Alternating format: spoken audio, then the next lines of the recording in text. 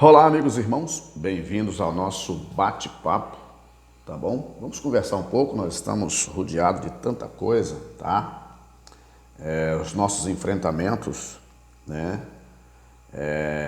Quanto à conquista profissional, quanto aos resolver os problemas familiares, os problemas pessoais, né? Estamos inseridos numa sociedade que ela tem seus problemas e que de alguma forma esses problemas respingam em nós. Mesmo nós sendo servo de Deus, nós precisamos estar consciente, tá? Dentro da sociedade em que vivemos, para não tratarmos as coisas de maneira superficial, ok? Precisamos ter esse cuidado. Há aqueles que de maneira superficial tratam as coisas. Há aqueles que lêem um versículo em um culto, né? Falam uma palavra, né? Mas não pede a direção divina, não é verdade? Não conhece o que ele leu, né? Porque não lê, não tira um tempo em casa para estudar a palavra de Deus. Chega no culto, a reveria e fala sem ter um direcionamento espiritual. E diante da sociedade, também interpreta as coisas para o outro lado. O apóstolo Paulo, ele procurando alertar os cristãos da cidade de Éfeso, onde a igreja de Deus estava situada, ele escreve dessa forma no capítulo 5 de Efésios, carta aos Efésios. Olha o que ele escreveu aqui. Ele diz, capítulo 5 de Efésios, do verso 15 e 16. Eu só vou ler esses dois versos, tá bom? Podemos até ler o 17. Olha só. Portanto, vede prudentemente como andais, né? Não como nécios, Paulo falando, né? Mas como sábios. Verso 16. Remindo o tempo, administrar bem o tempo que você está vivendo, ter domínio do tempo que você está vivendo, certo? Isso é remir o tempo.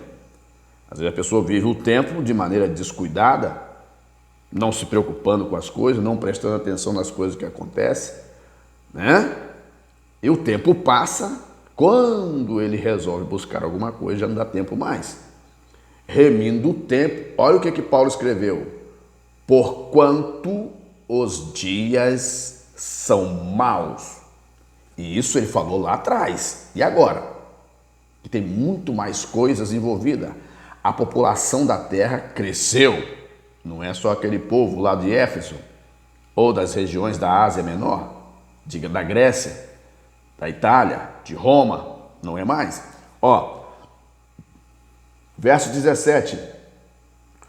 Por isso não sejais insensatos, mas entendei, né, qual seja a vontade do Senhor.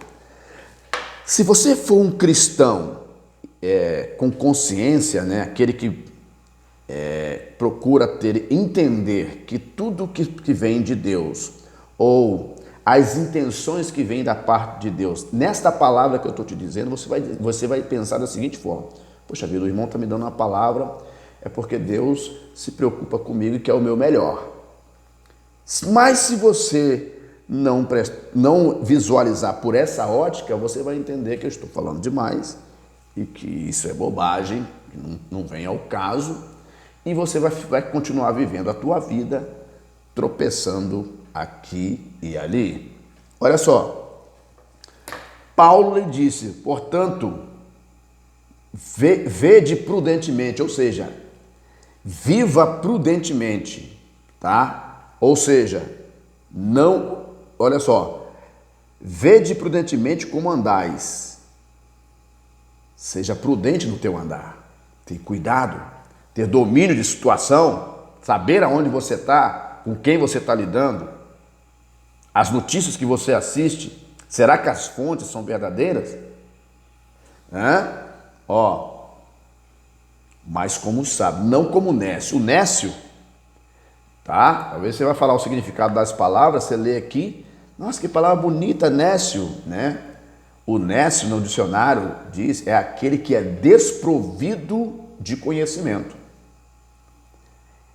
É desprovido de conhecimento, desprovido de discernimento. E ainda na interpretação do dicionário diz que ele se comporta como estúpido ou ignorante.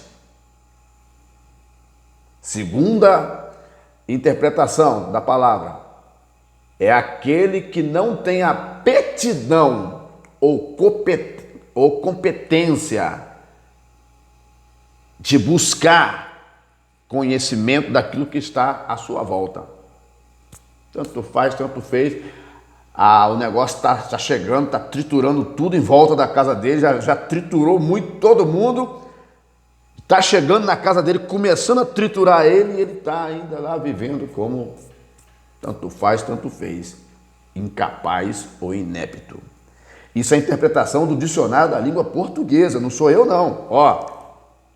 Outros sim, mas como sábios,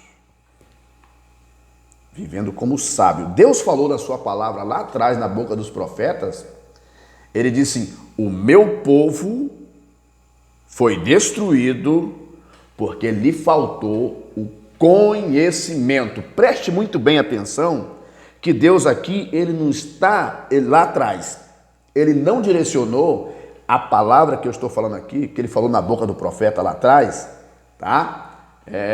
Deixa eu achar o profeta aqui, o meu povo foi destruído, tá? O meu povo foi destruído. Já está até aparecendo, eu nem digitei tudo, já está aparecendo aqui, o meu povo foi destruído porque lhe faltou o conhecimento.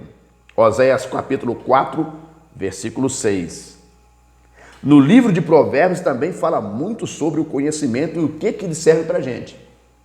Então, quando Deus se dirige pelo profeta Oséias falando, olha, o meu povo foi destruído porque lhe faltou o conhecimento, ele não estava dirigindo ao poliglota somente.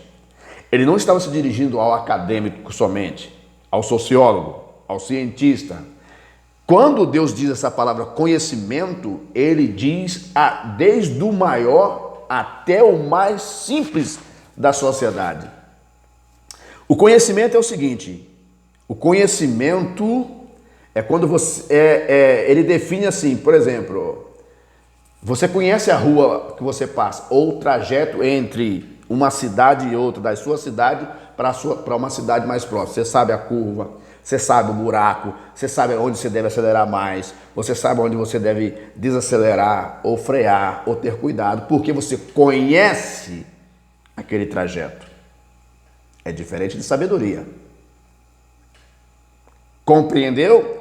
Se você vive num ambiente que você não conhece o que está acontecendo com ele, você vai ser destruído porque você não se atentou a entender o que está acontecendo na sociedade. Preste muito bem atenção. Aí, o apóstolo Paulo fala de outra coisa aqui também, para nós remir o tempo, ter domínio do tempo. Tem gente que dorme demais, folga demais e se esquece de muita coisa. Nós temos direito, a Bíblia diz, bem-aventurado, o varão que teme ao Senhor, feliz será e comerás do trabalho da tua mão. Salmo 128. Lá no livro de Provérbios diz que essa pessoa, é digna do seu salário e também comerás do trabalho da sua mão e vai gozar a sua vida com a mulher da tua mocidade e tudo mais.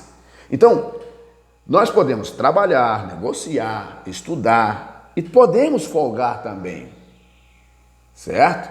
Mas não podemos fazer tudo demais. Temos que ter consciência do que está acontecendo. E uma das maiores armadilhas do inimigo contra as pessoas é quando ele está folgando, porque ele está descuidado. Quando Davi caiu, aonde ele estava? Estava na guerra? Estava no combate? Não. Ele estava em casa, descansando, olhou e viu a mulher. Então fique atento nisso. Nós temos que conviver nessa sociedade e saber com quem estamos lidando. Até agora, nesse ano de 2022, vamos ter as eleições, muitas mentiras serão faladas. Nós temos que estar atentos sobre isso, porque é o nosso futuro como sociedade, como povo, que vai estar nas mãos de pessoas que nós vamos colocar lá. E também o servo de Deus, quanto à sua fé, a sua devoção com Deus, precisa melhorar também. Por quê? Se não melhorar, não adianta a pessoa falar assim, eu me relaciono com Deus, mas pera lá, como que está essa balança? Se a balança pender mais para o seu lado, dos seus interesses, não existe relacionamento entre você e Deus. Precisa atender à vontade de Deus. E aí que vem no verso 17 dizendo, por isso não sejais insensatos. Ou seja, vamos ver o que é insensato? Para nós fechar aqui rapidinho. Já até falou aqui, insensato. Vamos ver. Sensato.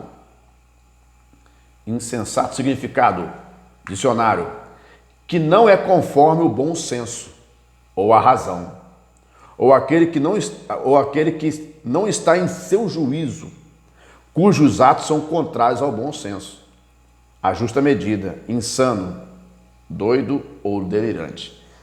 A interpretação da língua portuguesa. Então, Paulo falou, não sejais insensato. Agora, o que ele fala aqui no final? Mas entendei qual seja a vontade do Senhor. Qual é a vontade do Senhor? Que você seja um prisioneiro? Que você não tenha liberdade? Que você seja privado das coisas? Não. Se nós lermos a Bíblia